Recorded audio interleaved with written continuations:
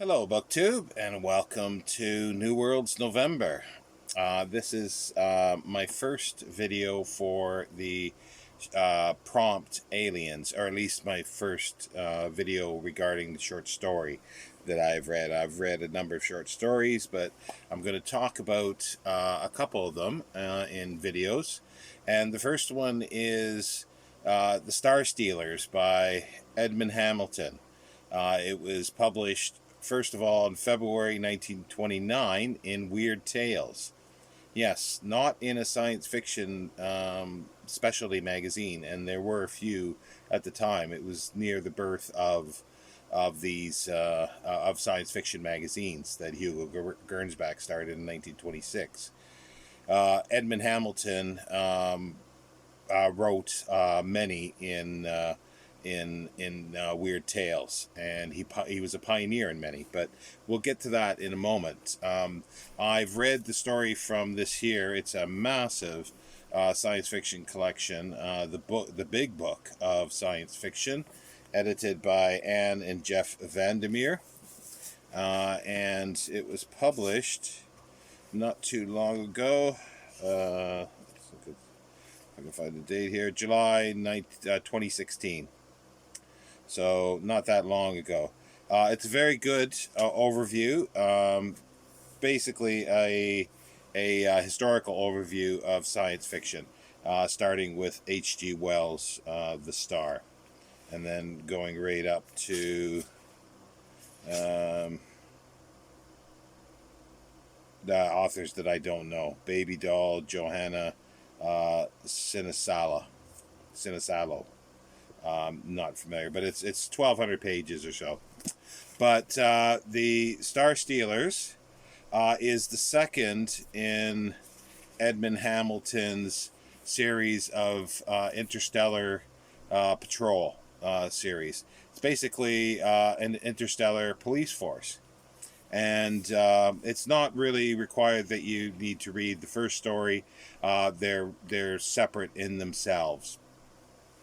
And this one starts out on the bridge of a cruiser that belongs to a huge contingent of interstellar and galactic police force, and that is about 5,000 or more strong for the ships. And the background you sort of learn throughout the story and other stories is that they are an intergalactic police force keeping peace, and they're with they compose of humans and aliens throughout the galaxy.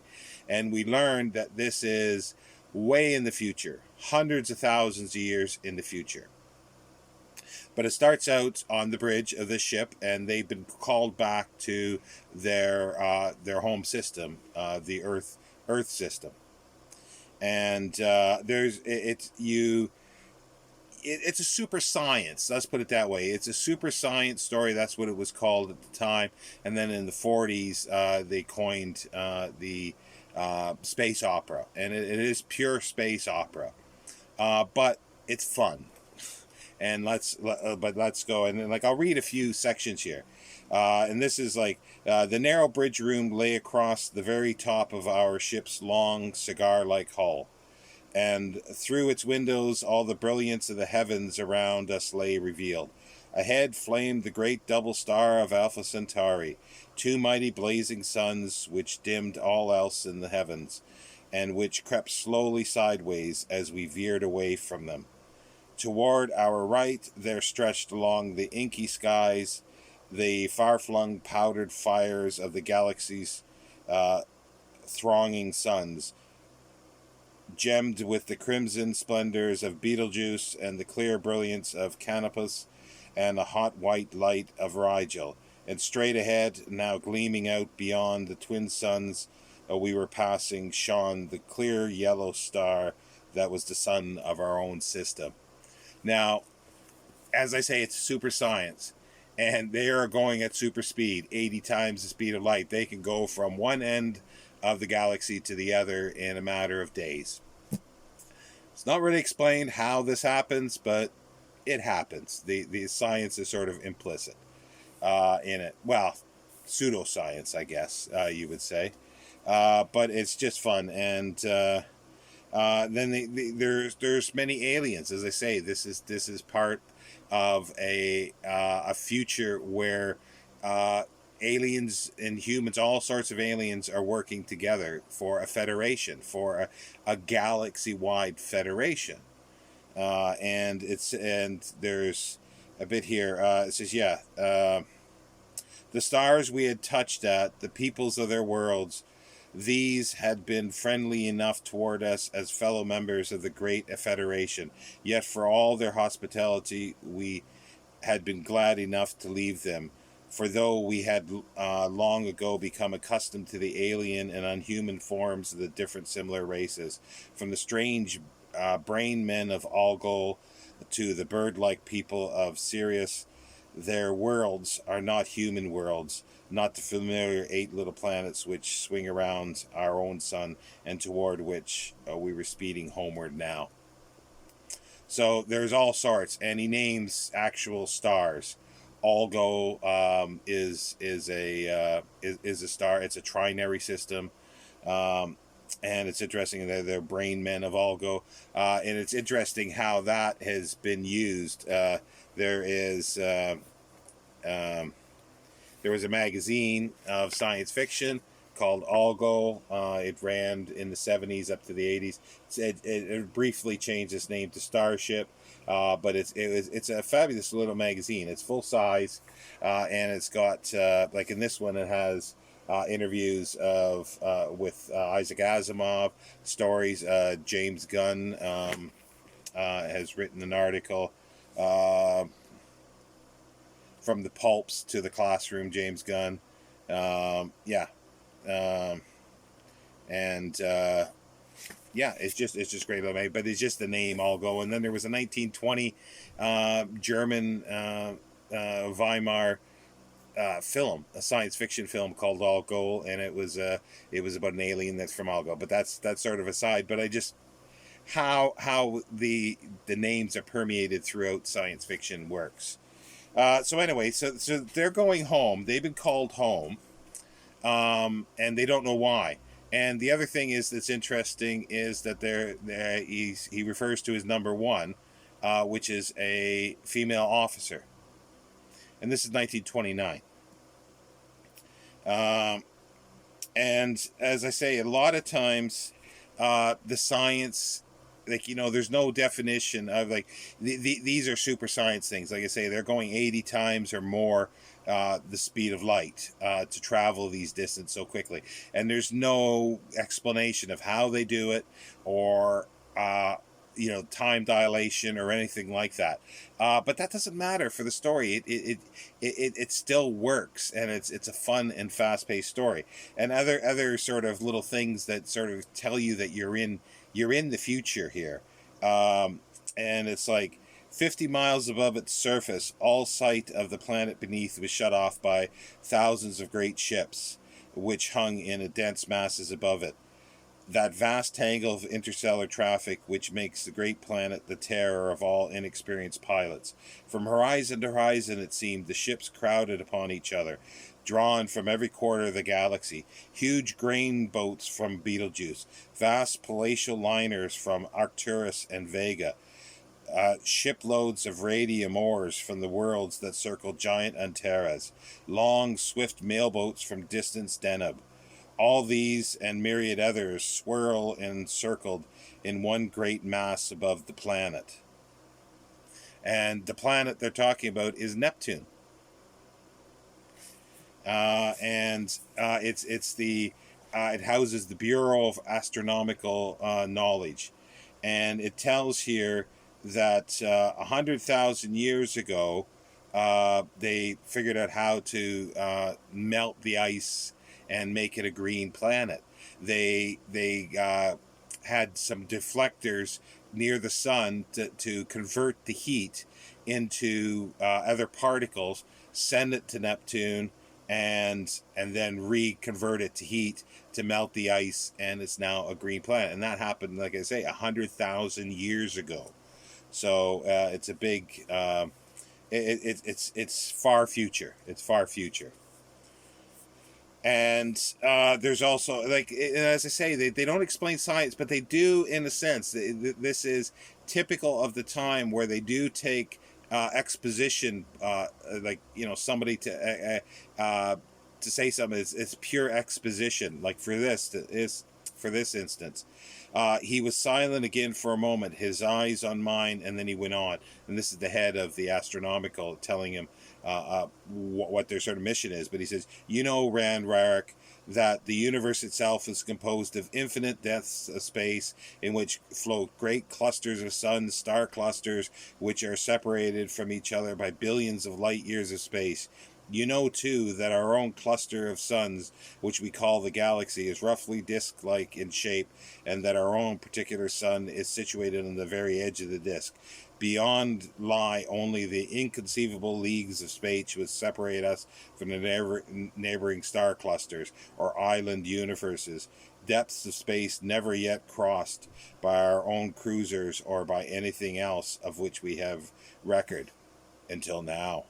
The until now is on my edition, but they learn that there is a black sun that's massive, that is hurtling towards them from the gulf between galaxies, and it's going to dip into our universe, and at the same time, because it's huge size, it'll snatch up the sun of the solar system and then drag it back out into the unknown. So that's obviously going to just drag all the planets and everything. There'll be a total chaos. So their mission is they are a war cruiser, basically. Their mission is to take themselves and another about 50 ships and speed out there to see if they can stop it, to get this, just put it off course for a little bit. So these other ships are like mail ships and all sorts. They're not armed, but they go out and into the darkness, and they're heading for this, and they hit a pocket like of disturbance that's in the void, in the blackness. So several other ships crash together, but they're okay. They carry on, and then they find the sun, and there is a light to it. There's a light emitting from it, like a radiation still. And as they get closer, there's clearly life there, and there's these bombs that are sent out to attack them, and they're the only ones, because they've got weapons on them. They are able to shoot their way through, but then they do get they crash land. But everybody else, they believe, has been destroyed. All the other 40 some ships that were left at this time. They saw one ship speeding away, being chased by these torpedo-like weapons. So they're crashed on the planet, and the beings there clearly think that they're all dead. But they decide to go because they see these pyramid-like cities. So they go into these cities to find out what's happening, because the one scientist that has gone with them thinks he saw something as they were crash landing. And they go into the city, and they find these creatures that are they're like there's like a cone shape, or a strange shape with tentacle legs. And it's very reminiscent of before even Cthulhu by the Cthulhu stories. But they get captured. Let's put it that way. They get captured. The captain is knocked unconscious for 4 weeks or 10 weeks. No, it's 10 weeks. Yeah, 10 weeks. Somehow he survived. They don't mention of how he's been given food or liquids, but he somehow survived this 10 weeks. But you forget about that. You push that aside because of the story that's going on. So he wakes up, and then they find out that he finds out what's happening, and they're hurtling closer to Earth again, to the galaxy. So they want to do something, but they're locked up in this cage. Basically, there was 4 of them that went out, and one of them is dead now. He finds out that they took the one the scientists to interview, and he's learned a lot about what's happened. And then they took the pilot, and he's dead because they did vivisection on him, like basically while he was alive. They operated on him to investigation. These aliens did, and that's just sort of passed over, and you know, but.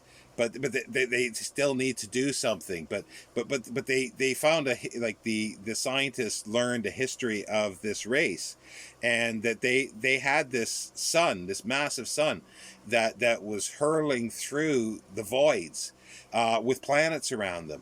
And then the sun started cooling after millennia and millennia. The sun started cooling, and what they did to ignite it was because their science had advanced so far that they hurled one of the planets into the sun to help reignite it. So after centuries and millennia again, it still was happening. So they had to send another and another, and they wind up sending all their planets into the sun. And then they realized that, well, there is some heat on the sun, but on the surface. So they actually move. These aliens move to the surface of the sun. So, but again, they've been hurling through this void for millennia and millennia, and they realize that it is happening again. That it's getting too cold for them to survive. So they figured, well, what they'll do is they will adjust the course like they did with the planets in order to crash into the sun. They will adjust the path of the sun and dip into, just briefly, into a galaxy and steal a sun, as they say. And that will, help, then they were going to get the sun to revolve around their sun. So it'll heat it. And in order to make that sun better, they will crash all the planets into the sun. This is super science, like I say. None of that is explained, but it's just a thrilling story. So then they realize, well, they've got to do something for this. They have to do something to stop this, and they've only got a week or 10 days left to do this. So, and then the days pass. They're still locked up, and then finally there's this building of some sort, and it's never explained. But one of the aliens dropped this wire chain outside their door. So they get the chain, and they realize that if they can break through the bar of the window, the chain will just reach to the ground, like hundreds of feet down, and they can escape. But they can only do it during the alien sleep period, which is 4 hours, and it takes them so long to get the bar, one of the bars open. But they sort of crawl out, and they're part way down, and then all of a sudden one of the aliens saw them because of the noise that they made, and is trying to cut the chain. And it's quite thrilling. Like, they're on this, and then the guy's the alien's trying to cut the chain. So the captain climbs up, and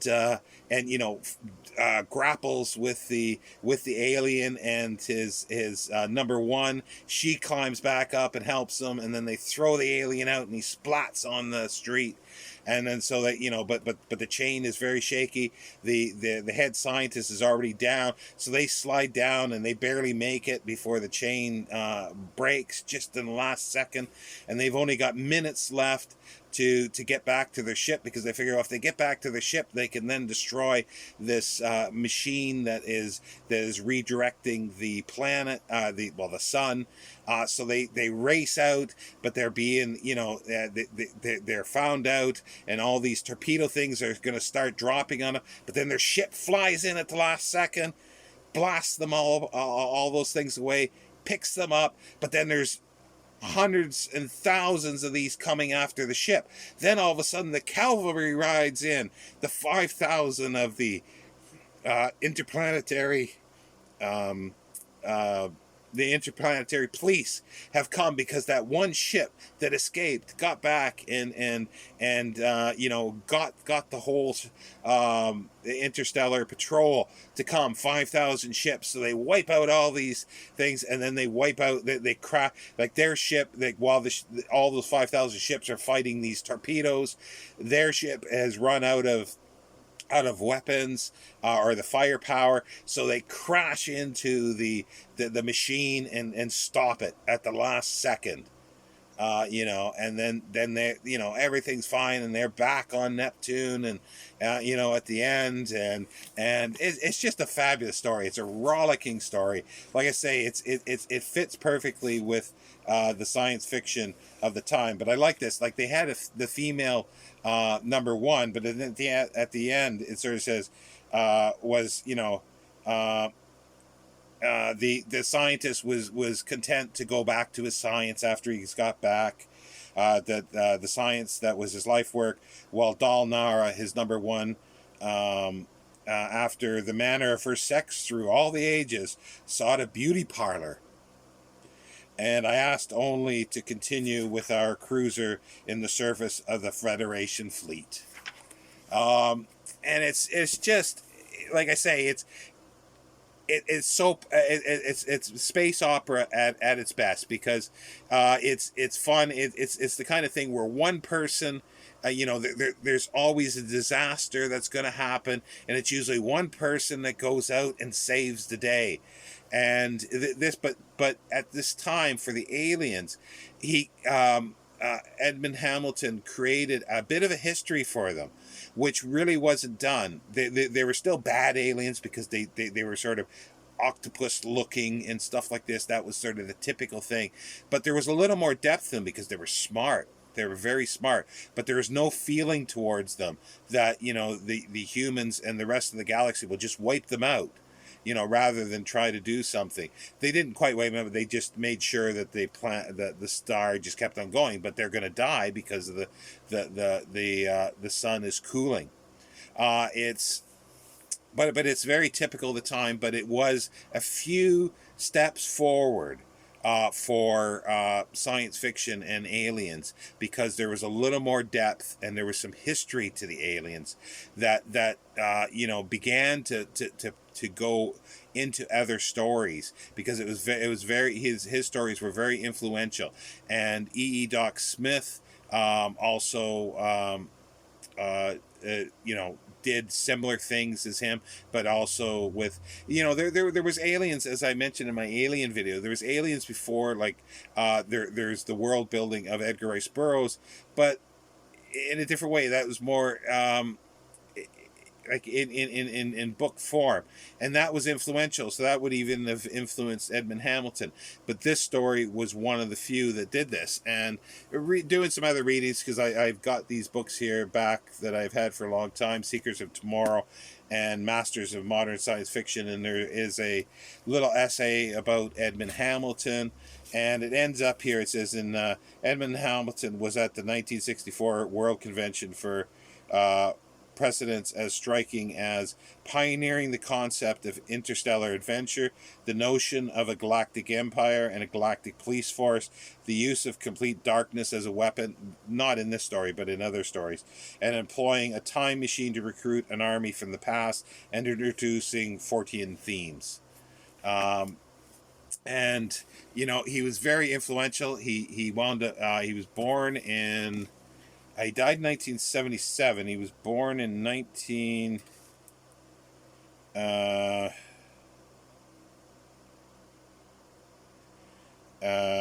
forget now.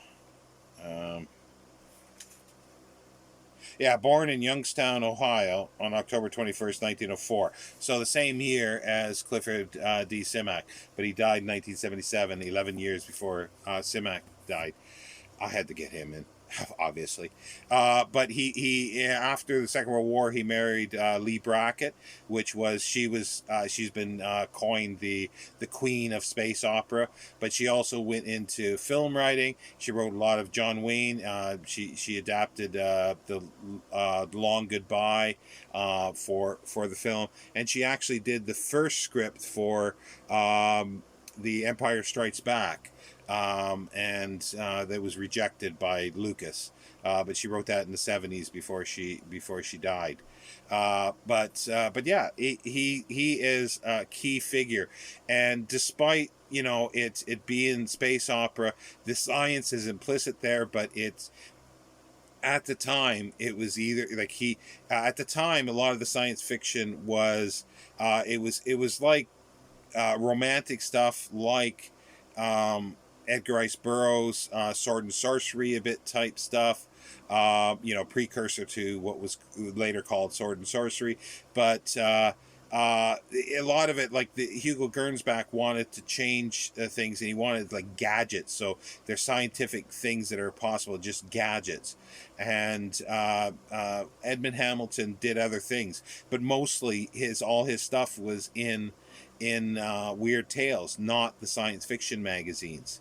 And when he did start to write for the science fiction magazines, they heralded him as a new writer, but he'd been going for many years at this time.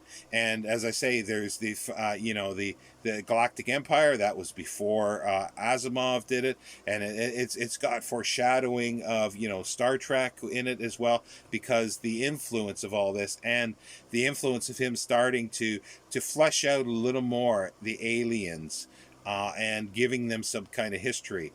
Still, like no feeling for the aliens or anything like that. Very cold towards them, but I'm running out of time here, but yeah, but it's just those things are not needed. It's just a thrilling story. You don't mind while you're reading it because you get caught up in the action of this. And it reminded me while I was reading this too of the BBC series, radio series, Journey into Space.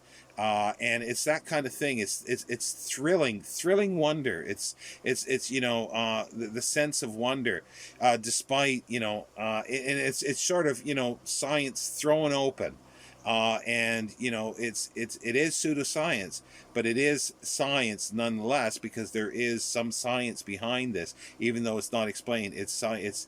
It's not explicit science always. It's implicit. It's there. How it works, it's not explained, and for them to actually explain it would ruin the story. And that's what happened a lot of times with this exposition, because they did do the exposition there, as I read, regarding the void and the way the galaxy is. So that was correct, scientifically, more or less, for the time, but it takes you out of the story a little bit. So this is, Edmund Hamilton had, planets exploding, suns,